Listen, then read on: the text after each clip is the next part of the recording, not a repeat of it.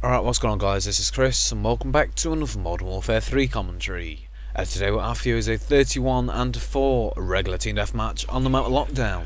Now I'm going to be rocking out with the PP90 M1 with the kick proficiency and a silencer, while running the perks, sleight of hand, quick draw and stalker? No, sit rep, that's it, sit rep. Yeah, this is a pretty decent class to be honest with you, and I really would recommend you use it.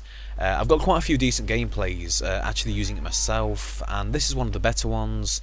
So, you know, it's quite a rushing gameplay. I'm using an SMG, so as you can tell, I'm in their faces quite a lot of the time. So I'm just going to leave it playing in the background, and I really do hope you enjoy it.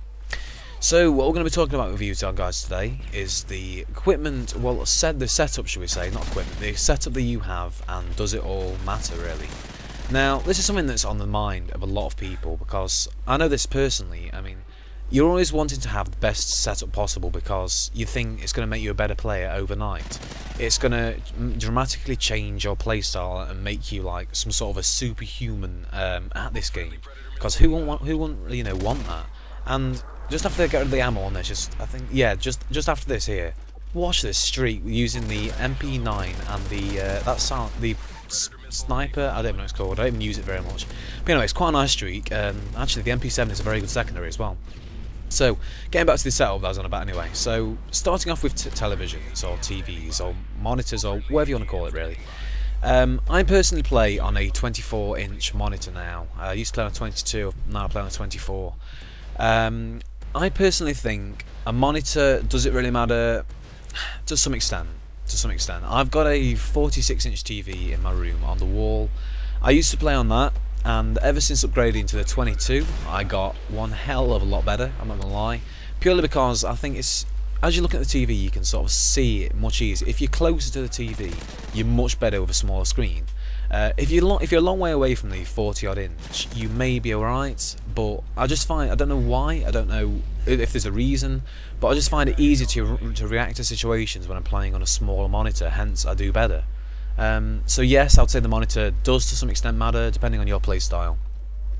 Secondly, you're looking at probably the controller. Now, obviously you can normally play on the Xbox 360 controller, which is just standard. Of that, there's two variations, there's wired and there's wireless. With that, I mean, I've played competitively quite a fair bit, and I always used to play on a wired controller because there's rumours that it gets the data to the other end of the cable faster, which, when you think about it logically, it does make sense because data transmits faster down a cable than it does through the air. So I always used to play on wired as opposed to wireless. But ever since switching to wireless, I really haven't noticed any difference whatsoever. So, really, does that matter? No.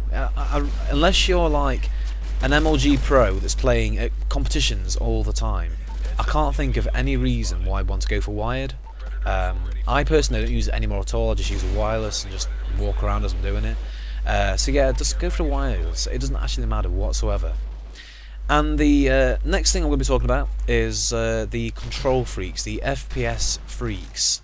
Now, I'm guessing you guys have already heard about these, and if you haven't, the FPS freak is basically an extension onto the analog stick of your controller.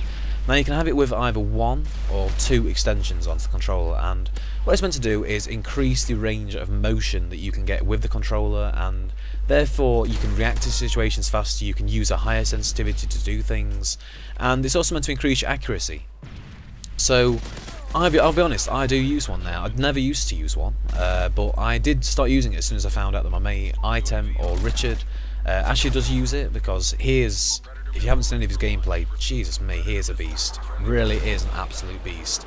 So I thought, you know what, give it a try, see if it does work for me, and I've got to be honest, it is a lot of good. What sort of sentence is that? It is very, very good. I would recommend them. I think they're on about £10-ish for two. I mean, I personally only play with the one on the right stick. Has it made a difference to my playstyle? I think so. I've got a lot more gameplays using it, I believe. I mean, I can get them without, don't get me wrong, but it does make it easier. So really, that's everything talked about. I do hope you've enjoyed this commentary, and if you have, please do be sure to leave me a like rating. I would appreciate that a lot. So the gameplay is just wrapping up now, and I shall see you next video. Thanks a lot for watching.